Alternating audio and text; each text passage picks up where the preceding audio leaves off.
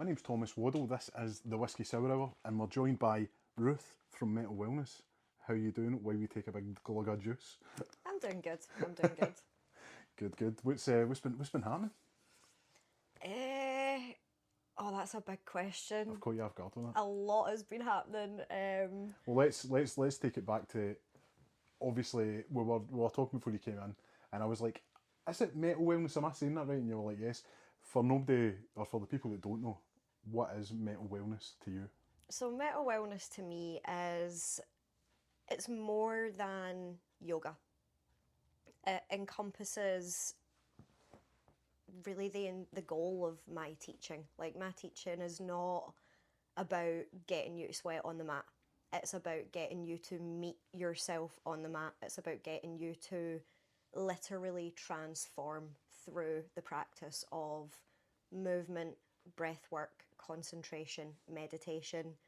So for me, metal really encompasses all of that. The second part of it is, in traditional Chinese medicine and in paganism, the element of metal is all about grounding, but also transformation, because metal literally does transform, depending on what kind of state you put it in. Like, you melt it down, you can completely change the shape of it. You can literally change the compound of it. And that is literally the whole point of yoga. It's about total spiritual, emotional, mental, physical transformation. So that, and also I teach yoga to metal. So, yeah. It's like, and I suppose when you think about it, like, you think yoga's panpipes and Yep. chanting and stuff like that. But I don't know how many times I've been like listening to a song, and it doesn't have to just be like, like something relaxing. It can be like, the one that sticks in my mind, I got these really good Sennheiser headphones, and I was laying in my bed one night and I was just listening to music, and it was Deadmau5, I Remember, came on.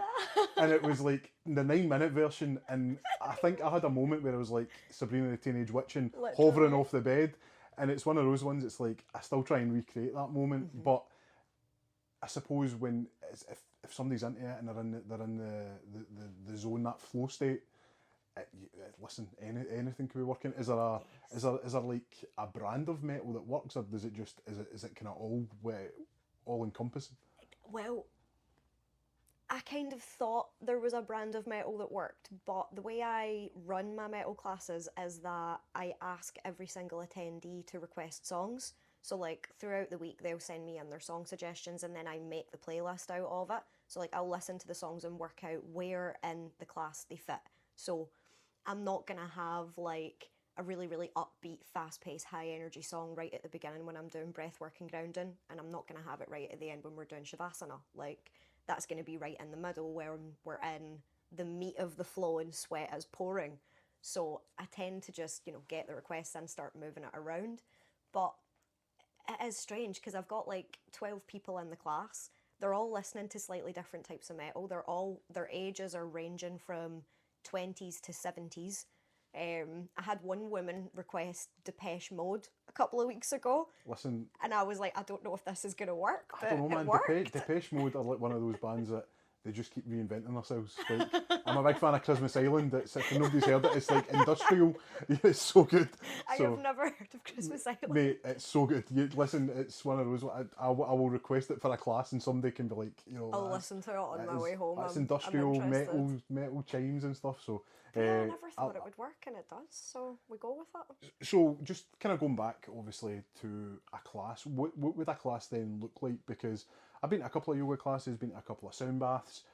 What is a yoga class with metal then? Is there anything you adapt other than just the music to it? Oh, the class has kind of adapted itself the last couple of weeks. We're in the season of summer right now, and I am a seasonal yoga teacher. That is the vein of yoga that I study. That is the vein of yoga I teach. And what it basically means is that we work within the energy of each season. The seasons come from traditional Chinese medicine, so there are 6 seasons rather than 4. And right now we're in the season of summer. Let me stop you. 6 seasons? Yeah, 6. So what are they then? If we're in summer now, where do we go? We then go into late summer before autumn. And when you look at the seasons and you look at what happens genuinely in the seasons in real life, it makes so much sense, because it doesn't just go from being spring to being peak summer the next day. There's 3 months in between where it builds up to summer, so that is early summer. Right. And then it doesn't just go from being, 22 degrees at 5 o'clock on a random Wednesday to being wet and the leaves falling off the trees. Like, there is a period where the weather sort of tapers off, and that is late summer. So that's including like almost like the transitional period between them? Yes, it's the transitional period, because the energy changes. Like, our energy isn't at its peak in spring and early summer. But if we just went, okay, well, it's spring and then it's summer, then we would be asking things of our bodies, asking things of our energy that we would not be prepared for, because quite frankly, the sun has not charged us yet. And then same for autumn. Like, we can't just go from being really, really, really high energy and enjoying the expression and the outwards energy of summer to all of a sudden being grounded in the metal element. That just isn't going to happen. You need that transitionary period, which is late summer. Nice. It makes absolute sense now you've does. said it. It does. I would never have. I mean, I suppose. I feel like I've had my kind of world kind of view pulled back a bit there. That is very much what happened to me when I started studying seasonal yoga as well. So is that a branch of yoga then, like the seasonal yoga? Yeah, it's its own thing, but it takes from traditional Chinese medicine and hatha yoga, and the two of them basically came together and created seasonal yoga.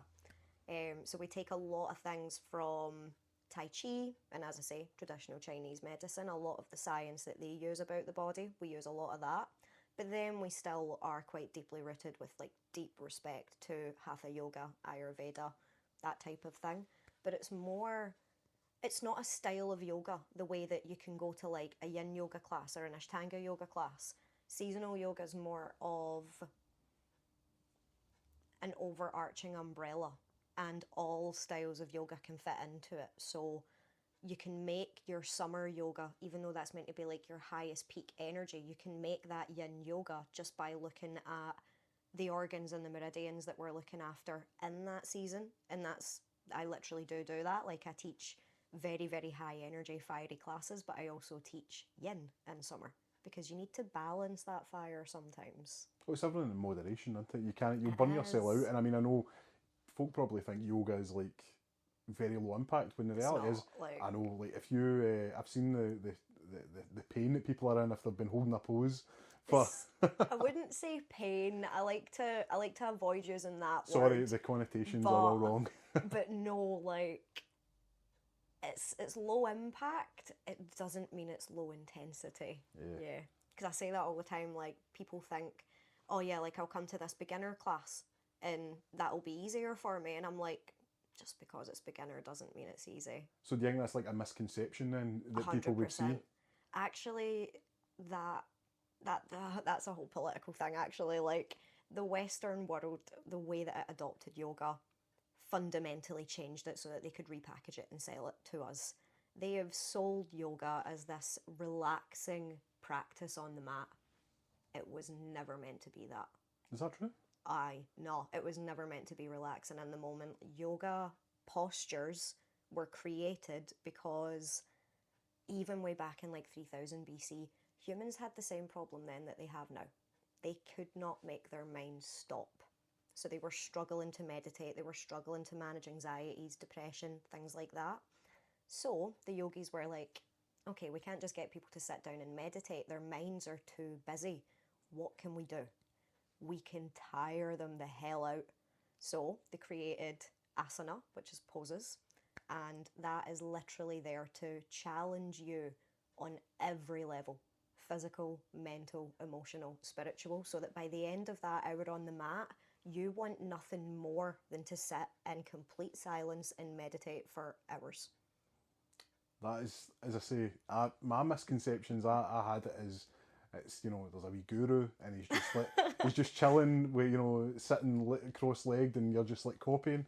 It's like, I never really thought about it as, it's almost like the way you described even the seasons, it's almost like a workout. You've got your warm-up, you've got your intensity, and then you've got your kind of cool down. And there is like dangers of injury if you don't do any of that. 100%. Like, if I'm not careful about the way I cue things, and I'm not careful about making sure that the people in the room that need that extra bit of help or need a modification don't take that modification, then yes, they could potentially hurt themselves. So it's not even like a one size fits all class. It's No. like, so you're talking about Never. people send you songs. You're not just adapting the class to fit their songs. I take it you'll get returning customers and you're like, right, this person here actually can't do this for so Yes. long, so then you'll adapt that to them, yeah? 100%. Like, that is my main job as the teacher in the room. And I get asked about that a lot. People will be like, you know, like, what if I can't do this? I can't stand on my head. I can't sit in lotus. And I'm like, it's my job as the teacher to make sure that every single person in that room has something they can do. So I've got, like, my husband, for example. He, like me, is an ex-gymnast. He's always stayed active. We both go to the gym. And now he practices yoga with me on a very regular basis. So his practice has gotten quite complex, which means when he's in my classes, I need to make sure that I give him challenging enough stuff that he's enjoying himself, but I also need to make sure that everyone else in the room doesn't feel like they need to do what he's doing. So you're like almost orchestrating it. So say you've got a class of 12, like you said. Yes. You know, obviously you'll be doing like a kind of an umbrella kind of for everybody. But then Yeah. are you then going up to people and just tweaking it a little bit so that they're Yes. getting the best out of it? No. Absolutely. That's something that I talk about a lot when it comes to like hands-on assistance. Like, you see this thing happen in yoga classes where if someone's in a pose and they see me walk towards them, they start moving and self-correcting the pose, and I'm like, I'm not coming over to adjust you because you're doing the pose wrong. I'm coming over to adjust you because I can see what's going on here, and I can also see that you could be getting more out of this pose if you slightly moved more this way. But a lot of the time people are just so busy trying to look like what they think they're supposed to look like, when in the actual reality it's you shouldn't really care what it looks like. What I want you to notice is how it feels in your body. Like, I'm telling you to create a feeling, and I want you to try and create that in your body rather than just trying to match what I am doing. Like, everyone's anatomy is different, everyone's mobility is different. It's not always going to look the same, and rarely does it. So have you got people that have came for the beginning, and it must be like something you saw where you're like, that person couldn't do anything, but they were so excited and enthusiastic to be there. Now I'm sure that they're, you know, like almost doing all the poses, and you're not having to go up to them and like I say, no correct, but advise. Yeah. Is that must be something you take kind of great pride in, knowing that people are improving under your student, your kind of tutoring. Absolutely it is. It's probably one of the best parts of my job, actually, is when someone says to me or like leaves feedback, or like I overhear them saying to someone else like, oh, I couldn't do, like, I could, like, for example, I've have like a couple of students with really, really gammy shoulders. Like, see, just because we sit like this all the time, Yeah. and their shoulders are in this just constant state of hunchback, and trying to get them to actually like open through the shoulders, pull the shoulders down and back. The first wee while it just wouldn't happen because that movement pattern's ingrained. You know, some of these people are in like their 40s, 50s, 60s. They've been doing this for decades that way. So to start trying to unravel some of that work can be really, really difficult at times. But even just seeing like that slight wee bit of an improvement in the range of motion, maybe being able to hold the shoulders back and down a wee bit longer, I'm noticing that there's not as much of a hunchback going on. Like, yeah, it definitely makes me feel, I wouldn't say proud, but it's an honour. Yeah. It's an honour to help be a part of people feeling better in their bodies. No, that is like really cool. It's like if you enjoy it, you never work a day in your life. Oh, 100%. But at the same time, if you can, you're at a level of enjoyment anyway, and then if you can see someone whose life is improving, you know, having the tightness and knots in your back because of stress, and if you're seeing a relief and they're actually able to carry themselves better and their posture's better, it radiates for someone. Aye. Even my dad, when he first came into my classes, he had like really mangled arms. Like, his wrist was just unusable, and then because he was compensating with this arm, he ended up his shoulder completely closed and he couldn't use it. So when we first began in January this year, we were doing like sun salutations, and then when he was trying to like circle his arms up above his head to bring the palms together, he physically couldn't lift his arms up past his shoulders, so he would just do prayer at like a chest level. And we slowly worked on mobilising the shoulders across months, and by about April this year, he was doing full-blown sun salutations, full chaturangas. It turns out the guy's actually really strong and surprisingly flexible. Like, his forward folds, he's getting deeper than most women in my classes, and I'm like, I did not know that you were that flexible. That's wild. Yeah, I was like, this is crazy. How are you so flexible? Is there something, you mentioned earlier you were a gymnast. Yeah. Was there something that drew you towards the yoga side of it, or was it something you were always interested in and just, you know, you got to the point where you're like, I want to do something here? I don't know, like I've always been active, I've always been sporty. Like, I was a gymnast most of the way through my childhood, also a dancer, a cheerleader, and then I grew up a wee bit and I was strength training, running, going to aerial yoga, and I always practiced yoga. Like, my mum, when I was a wee girl, like back in the noughties, when mums done their exercise videos in the living rooms. A wee Davina McCall number? Yeah, but she was doing like yoga videos, so I would go in and do the videos with her. And then I done like yoga videos on like apps or YouTube for years and years and years at home, just thinking I'm not good enough to go to a class. Like, I wanted to make sure that I practiced before I walked into a class because I had that level of like insecurity about me. And eventually, was it 2 years ago? I think it was only about 2 years ago, I set foot in my first yoga class ever. And that was the day that I basically found out about the teacher training school and was put forward for it. Oh, wow. 2 years. It's almost 2 years to the day. It was like late July I went to that first class. So I mean, 2 years is quite recent. So you can you can sit someone down who, you know, was in that same position that you were in, and say, look, I've been there and I've done it, and this is where we are now. Totally. Is that must have took a lot to kind of get over. You know, that is a big fear, going into somewhere like that, and it could be any kind of class. You know, a martial arts class, a yoga class, even just going to the gym, or, you know. I think ever since COVID there is a kind of, I don't want to say like a agoraphobia. I don't think people are like that. But there is almost like people still don't like being around other people, and we're social animals. I think we need to. There's batteries that need charged, but in socialising's key, and if that's going to classes, but it does take a lot for someone. There's a lot of people suffering in silence with that kind of stuff, and I don't think they realise. Yeah, 100%. Like, I don't necessarily think it's agoraphobia. I think it's conditioning. Yeah. Like, we spent years inside of our homes, and I'm not being funny, but those couple of years felt a lot longer than 2 years, didn't they? You just mentioned there your dad had very little mobility, and in the space of 4 months is doing better than a lot of people. If you think about it, COVID was 2020 March, even for like a year and a half. Imagine like the difference you would see in someone from like a yoga class, in a sense that they're regressing to the point that, you know, I really don't want to leave the house. I don't. And there was that conditioning, for right or wrong, stay inside. You know, don't you? And the big one for me was, you have an hour of exercise a day. Yeah. Like, how can we put a number in this here? You know, it was crazy at the time. It was wild. Is that something you've used to then kind of push on? Because obviously we lived through that. You know, it took me a while to come back to real life properly. Like, we moved house and all that during COVID. Like, we completely changed our lives during COVID. Like, moved from Glasgow, where pretty much all of our friends had left. Like, all of our friends either moved to London or Manchester, more or less. And we came home and moved to a really tiny village, West Kilbride, which for the first 2 years I fucking hated, because I didn't have a licence, so I had no freedom.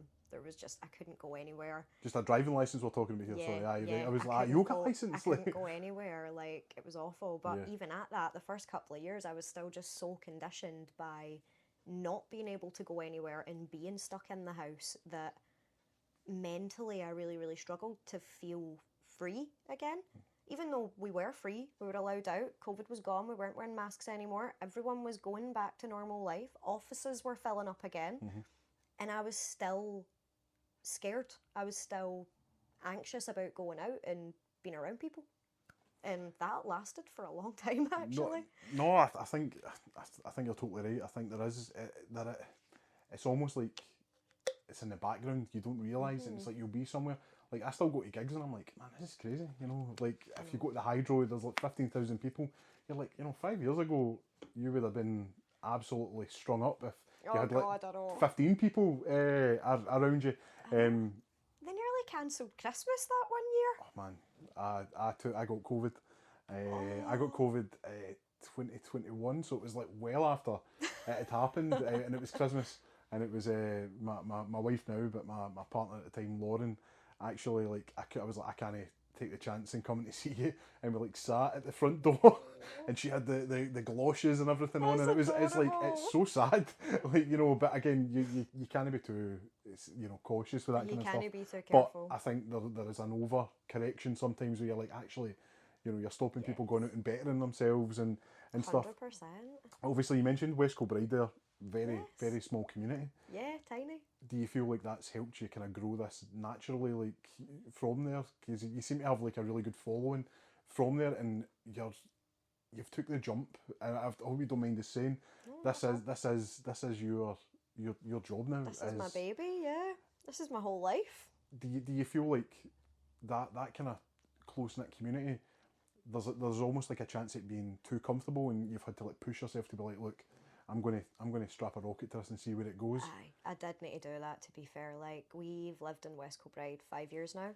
In the first few years, I really didn't know anyone because I just kept to myself and found other things to do with my time, like ripping my house apart and building the goth home of my dreams, which took years. That constantly kept me busy, so I always had an excuse for not doing things with the community. So yeah, I started kind of baking myself into the community in about December this year. Like, I graduated yoga school on December 6th, and I basically decided, right, I'm going to host a winter workshop on the day that the season of winter begins, which is December 21st. So I made my flyers, I made all my socials. The socials weren't really doing very much, so I was like, fuck it, we're going to do this old styles. And I went round to the library, printed off 50 flyers and walked all around like West Kilbride, Fairley, Largs, and just met shopkeepers, met cafe owners, met other small business owners. And actually now I do kind of overnight, I'm just like part of the community now. Like, Dylan says it all the time, like anytime we go anywhere in West Kilbride, like even just to the shop or something, I'll bump into someone that knows something about me and wants to talk to me. Dylan's like, just fucking everyone knows you now. I'm like, we just pop into the shops. I'll see you in 2 hours. Literally, well, there's no such thing as privacy now. Everyone knows us. So obviously you've done that. Just when you mentioned like your yoga school there, how was that? That must have been like, I mean, you basically went to yoga, and it seems to be in the space of 2 years you became a teacher. Yes, it was very intense. Whereabouts was that? Was that local? Glasgow. So that was Glasgow? Yeah. Did you, like, how was that? In my head I'm just thinking it's like... I'm not going to lie, mate, it was really fucking tough. Was it? I started yoga school in February last year, and by May I basically cried my heart out to my husband every Friday that I had to go in for the weekend because I didn't want to be there. It was really, really hard. Like, I really, really struggled with it. It was constant hard work. Like, there was so much coursework I had to do, and I was still working full time. And then me being me, I'd done 2 other courses at the same time. And then I got really, really sick. So it got even harder to juggle everything. And then it was like this time last year, actually, I applied to go part-time at my day job because I was like, I can't juggle all of this anymore. Like, it's taking too much out of me. So I done that, and honestly, I just stuck it out. Like, a lot of people look back at the yoga teacher training that they done, and they're like, I want to relive that. I was happy it ended. So how does that work then? You were working through the week, and then you had, is it 2 days over the weekend, or is it? Yeah, it wasn't the whole like month. It was once a month we were in there from like 5 p.m. to like 9:30 on a Friday. But obviously then I'm driving home. I'm not getting home till about 11:15, and I mean, you're driving home in the pitch black from Glasgow. You're not coming home tired after that. So trying to actually get to sleep for the Saturday was a nightmare because it was like an 8 a.m. start on Saturday. So because I'm driving up from West Kilbride, I had to like get up at like 5. So I would be getting to sleep at like 1:30 in the morning, waking up at 5, and then I would be in there until like 6 o'clock that night.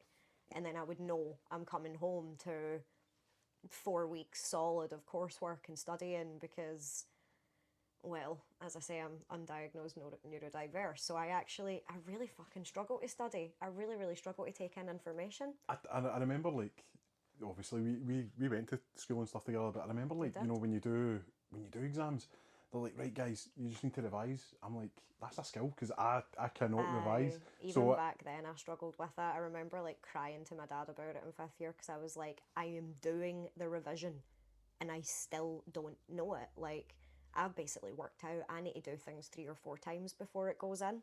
So yes, it did just mean I had to put in more hours than the standard person. I had to work that little bit harder than the standard person who was on that course with me. And also, like, I hold myself to an incredibly high standard. So there would be like 10 items on the list. 4 of them would be compulsory. You need to do these. The other 6 wouldn't be compulsory, but I done them because they were on the list. It's that kind of self-flagellation here. We're just like, look, we're doing them. You need to speak to the instructor and say, look, can you just put 5? Like, that'd be a big help. No, they told us every time. They were like, those ones aren't compulsory. You can just do them if you want to. And I would be like, okay, I'm doing them all. I'm only hearing that these need done. Yeah, I heard compulsory. I'm only seeing 10 items on the list. Like, you can't tell me some of them don't need to be done. If it's on the list, it needs done. Come on. That's how lists work. Well, that's exactly it. Like, I know, I love a good wee tick next to things and that, and see if it's no ticked. Oh. And they had boxes next to them as well, and I was like, there's no way I can just tick off 4 of them. That will be burning in the back of my mind for the rest of the month if I don't do those 6 things. Well, a good highlighter as well over the top can sometimes be good, you know. But I'm also really glad I did do them because I think it's a big reason why I've been able to hit the ground running the way I have. Well, that's it. In the space of 2 years, if you were to break it down, because for you, it's probably you're in like the eye of the storm still. But I'm still very much in the eye. I literally said that to my brother today. Like, today. I was like, I'm still in the eye of the storm. I don't have a fucking clue what's going to happen. You don't, but I think sometimes it's like, if you just, I mean, we're talking about like energies and stuff. I think, you know, whatever you put out, you come back, or it comes back. Or karma. What's for you doesn't go by you. And I think, but sometimes as well, it's like you need to like make it happen, and that's pure manifestation. Exactly. You've just got to, you know, embrace the grind in a way. And it's like, I still, when well, obviously we've been speaking, and you'd mentioned that you'd basically gone full time on this. I'm like, last week. That is incredible. Quit like my job a week ago. So like, talk to me about the stresses of that. At what point do you think, right, this is, so you'd went part-time? I went part-time this time last year, so you'd went part-time. Was doing 3 days a week from about July onwards. Was your foot kind of half out the door at that point? Like, my god, I was gone, like mentally checked out for at least the last year and a half. I'm like, you want me to build a Power BI? I don't give a shit about your report. Like, I've got coursework to do, and then it became, I've got a class to plan. I've got advertising to do. I've got yoga students texting me with their woes and their shares, and I want to deal with that. I'm not dealing with this. At what point do you sit down and think, like, because for me, it's all those modern things where it's like bills, etc. Yes. You know, like, do you sit down? Do you make a list that you know, these are the compulsory bills that need to be paid? I've been saving for the last 2 years. Right. Like, I got into yoga school about 7 months before it started, and I was like, right, okay, cool. So I went into like avid savings mode at that point. And yeah, I know what I need, I know what's going out, and I know what's roughly coming in. Oh, that's amazing. And my husband and I are both data analysts to trade, so analysing our finance is relatively easy with the two of us. I just copy it all into a spreadsheet, whack it into Power BI an hour or so, and it looks absolutely beautiful. I just think, honestly, in the space of like those 2 years, like, you know, your entire like outlook has just changed, and you know, obviously there was an interest in it, but you just seem to have grabbed the opportunities that you've had and just ran with it. Oh, and yeah, I made that happen. Like, I knew when I went to yoga school it was a career change. I remember day one of yoga school when we were all just doing intros and the teachers were just starting to like get to know us and stuff, and they basically went round the room and asked everyone like, what are you hoping to get out of this? And I was like, a new career.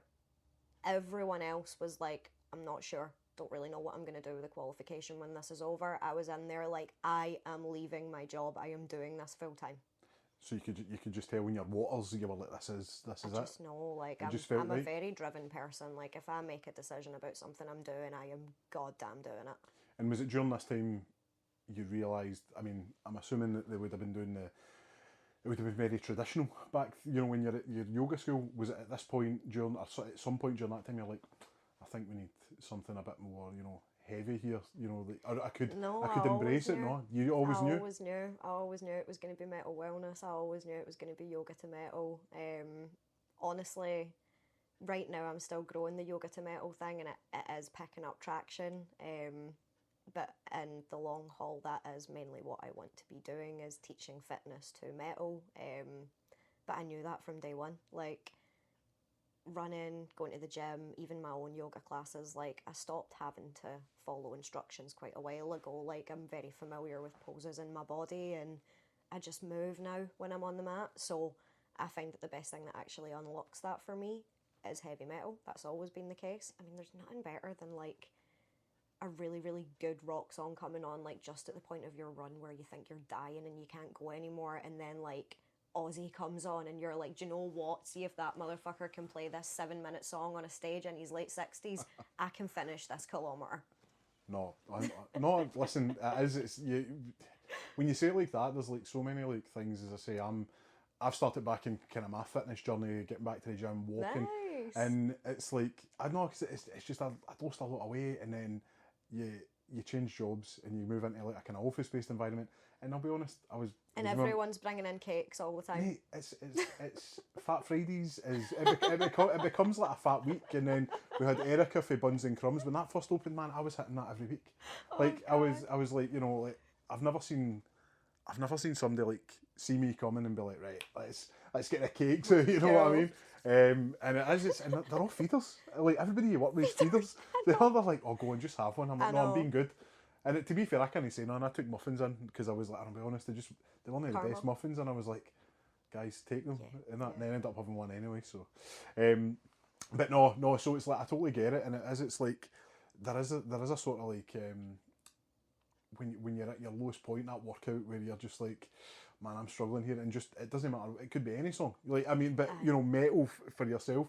I have like a really kind of random play. I'll just press play. Mine's is really random. Like, I don't just listen to metal. Like, I actually thought that was quite funny on the way over here, because I had like The Architects was on, and then straight after that it was like Naughty's Justin Bieber. Oh, nice. And then Joan Jett, and then like Charlie Puth. Like, there's just my music taste is eclectic and weird. It's mostly metal. Well, I was going to say, have you ever had somebody like message and you're just like, oh man, that's like, this is metal wellness. This isn't like, you know. And yeah, someone requested an Anastasia song once, and I love Anastasia. I took my mum to see her last summer. Like, Anastasia is a queen. Aye. But her music doesn't belong in my metal class. I love her. She is literally one of my karaoke songs. Oh, yes. But I will not play that song in a metal class. It's not metal, like, and it's not even remotely alternative either. So I'm like, I'm sorry, I just can't imagine this being okay. How do you break that to someone like, I'm sorry, but do you give them an alternative? No, thankfully they had a few. They were like, maybe this or this or this or this, and I was like, okay, we're gonna go with this. I just don't tell them. I'm like, I'll go with this and I'll add this to the playlist, and then they'll just be happy that I played their song. Nice. No, that is what it's about. So, taking it from where it is now, you're strapping a rocket to this already, I can tell, Ruth. Oh man, that rocket's been up my arse for 5 weeks now. See, the minute I put my notice in on the 22nd of June, that was it. I've launched 4 more classes since then. So do you feel like, and this is kind of weird, because like, obviously I still work full time, this is like a hobby for me, But I feel like if I don't have my camera with me or my microphone with me, like if I'm in outings, I'm like, man, I'm missing some opportunities here to be like chatting to someone. Do you ever feel like if you're having a bit of downtime that you probably totally need because you're just working all the time, you're like, I could have fit a class in here. I'm not good at downtime. No? I will always find something to do. But to be fair, not even as of recent, like since going to yoga school, like I straight up thought I would be going there to learn how to teach poses. Holy shit, I was so wrong. Like, I legitimately thought that was all yoga was. And then I learned it was actually fully about like transformation, and like I started really, really getting into like the energy side of things, the chakras side of things, and everything sort of just blew up from there. But now, because of the seasonal side of it, and because I got incredibly sick last summer, I've had a very, very unique opportunity to look at the other side of it. So like for a lot of people in summer, it's about building that dynamic heart energy. Like a lot of people are very caged in, closed off, because that's just how we are in Scotland. And they need the work to light that fire in them. Whereas for me, I am almost too fiery. I need to balance my outward yang activities with a lot of yin. So I've been really, really prioritising lately yoga nidras and reading, or literally just sunbathing. Like, the sun's one of the best things for charging your batteries, so I really, really actively try and engage with doing nothing for at least a small portion of each day. Good. Which is really fucking hard. Like, No, I know. have to try really, really hard to prioritise it. Like, I wouldn't do it if I don't try hard to do it.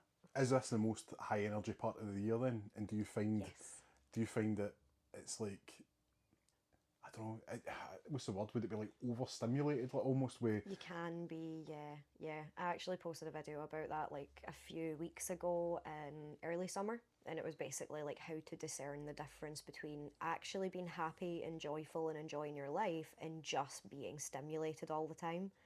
Because, in summer and early summer, very, very easy to end up overstimulated. And I don't even just mean because the energy that you're working with. I mean, the sun is literally in the sky for longer every day, which means our nervous systems are processing more input for more hours every day.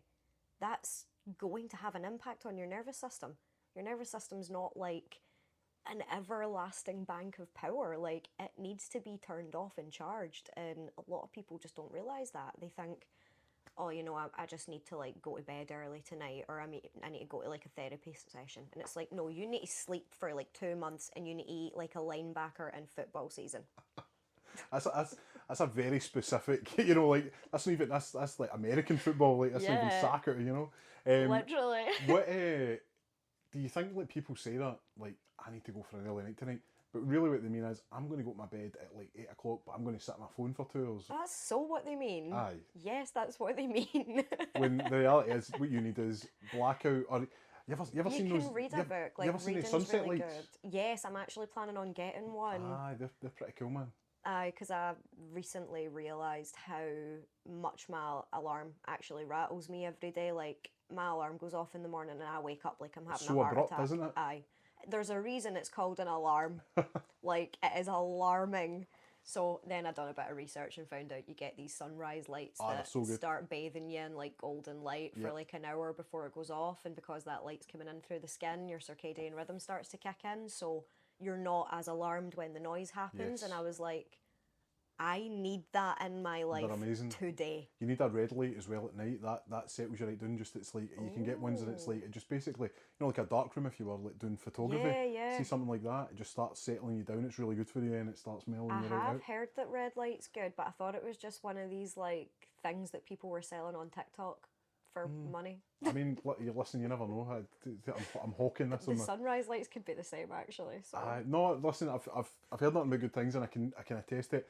Luckily, where I am, the sun rises in my bedroom window, and I've got like blackout roller shades. But if you leave them up just a little bit, it kind of naturally comes up. So it's like it's pretty cool. And I don't know how many times I've woken up at like 5 and my alarm's at 6, and I'm like, I'm just going to stay up when it's probably, you know, like if you go back to your bed, you're just going to feel terrible, like you're saying, that rhythm's Oh, all you out. do. You feel so much worse when you go back to bed. Like, I say that to my husband all the time because, like, sometimes my cats will wake me up earlier than I'm supposed to get up, and about 50% of the time I'm like, cool, I'm up now, that's fine. The other half of the time I'm like, I'm gonna try and go back to sleep. That sleep isn't sleep. Like, I don't know how to describe what happens when I do that, but it's not sleep. It's not No, okay, and I wake up feeling mental. that's almost like it's like you need another, like, is it 3 hours a circadian? Is it 3 or 4 hours? Four, Is it yeah, four? 3 to So I mean, 4. if you wake up at 6 and you've had a cracking sleep, Aye. but you're like, my alarm's not till like 8, you realistically need to be up at 10 before you would Yeah. feel all right again. Yeah. I say I'm not a napper. I can't really nap. Oh no, I've never been able to nap, but that's why I do nidras, because the nidra is like the equivalent of a nap. Like, your body does all of the same healing and recovering in a yoga nidra as what Right. it does when you're asleep. But you're Because like present at the time when that's happening. Then? mentally you're present, but your body is completely gone, like completely relaxed, totally zoned out. Like, you're in a nidra for anywhere between 20 minutes to an hour. For me, I personally think nidras should always be longer than 30 minutes because 20 minutes of nidra is supposed to be equivalent to like 1 hour of sleep. So if you do like an hour and 20 minutes, that's your full 4 hours sleep cycle. But nidras are just really, really good for, like, see, especially if you are losing out on sleep, like maybe you're a new mum and you're having to get up at like all hours of the day. Then, you know, baby goes to sleep in the afternoon, you're struggling to fall asleep because you've got a million things you need to do, your head's just constantly doing overtime. Nidra. Your body will do the recovery that it needs to do in that deeply restorative state while your mind is awake and aware. It's complicated. It's quite a complex state to be in. It's hard to stay awake during it. I think you could fall into that. Like I was mentioning earlier, obviously the dead mouse situation, but I think the way I described it, because I've spoken about this for years, because it like happens irregularly, but when it does happen, it's almost like your body, and it totally makes sense with what you're saying with regards to you're still present, but your body isn't.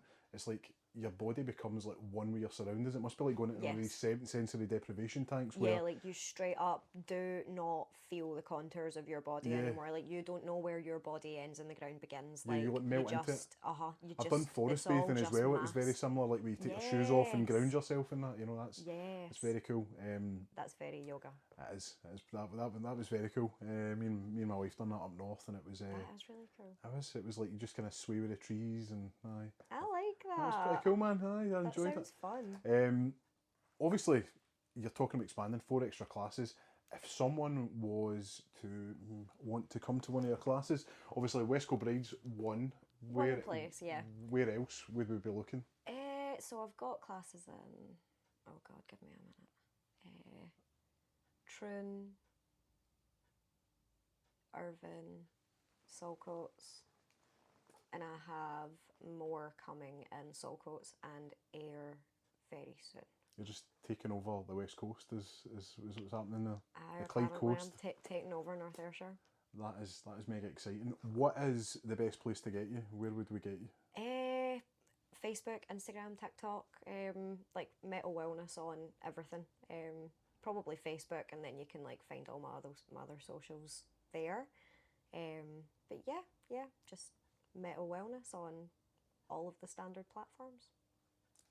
This has been a very interesting, very enlightening chat, because it's almost like I always refer to. I like that you use the word enlightening. I know, definitely. I think it's because when you're given something sometimes and it's like overwhelming, and I always refer to guys like if I'm doing inductions, I'm always like, look, you've been given a 1,000-piece puzzle. This isn't going to make sense to you, but just having life experience, I'm like, right, I know certain things about myself and that, and you're talking about like 6 seasons and the build up and the decrease into the summer and that. I'm like, that makes absolute sense. Yeah. And there is that, seasonal disorder, with like. Seasonal affective disorder. That's it. So it's you not get seasonal affective disorder, man. It's just winter energy. That's exact. But that's winter what I'm saying. This is to be low. This has blew my mind. But it's also energy out of balance. Like, you can tell that. See, if you're in winter and you are really, really grieving and really depressed and really anxious, that is a nervous system that is out of balance with the season it's in. or maybe you're just hanging on to summer and you can't let it go. There is sweet summer children out there that are just pining for that, when I think you just need to enjoy the bears and get a couple of hot chocolates in you and just relax, 100%. man. I mean, I'm going to struggle to let go of summer this year. It's been so good. I'm not usually a sun kind of gal. I've always taken a lot of pride in my incredibly pasty white see-through skin. It fits into the whole goth subculture really, really well. But this year, I'm a sunflower. Like, I've not been out of the sun at all this year, and I do think there will be an element of grief that I will go through when we hit autumn. But also, autumn is my favourite season, so it's going to be. It is the best. It's going to be a balancing act. This has been, honestly, this has been such a good chat. I've had such a great time. Obviously, mental wellness. Me as well. Thank you for having me. No, listen, thank you for coming on. It's been a long time coming. Honestly, when I came in here, I was like, I don't have a clue what's going to come out of my mouth tonight, and that's the exciting part. I told you, it just there is a flow state we get in here, and it is just so good. Yeah, it's a good wee place. It is so good. If you want to get in touch with the show, obviously you can do that at our socials as well, at the Whisky Sour Hour. You can contact us at email at contact@thewhiskeysourhour.com. Shows are live irregularly now, just obviously with the Bambino taking over, but we will keep going, and chats like this are just exactly what we're wanting. Any last kind of messages before we head off? I'm really putting you in the spot now. I did forget to give you my email address. It's ruth@metalwellness.co.uk. You've bought your domain, I like that. Yes, I have bought my How domain. cool is that? I bought my domain in February. She's mine now. Do you ever see when someone like sends you an email and it's like such and such and it's at gmail.com, you're like, yeah. I know what I'm I look at it and I go, you've not paid for your Google Workplace subscription yet, have you? Because Workplace is really, really good. It like helps link up with your domain, and it works in very, very nicely. It's so cool, man. It's so cool. Listen, we're going to sign off here. Yeah. Ruth, it's been an absolute pleasure. I've been Thomas Waddle. This has been Ruth from Metal Wellness. Metal Wellness. Wettle Wellness. Do you know what? You might as well. No. This has been Ruth from Metal Wellness. You've been listening to the Whisky Sour Hour. Cheers.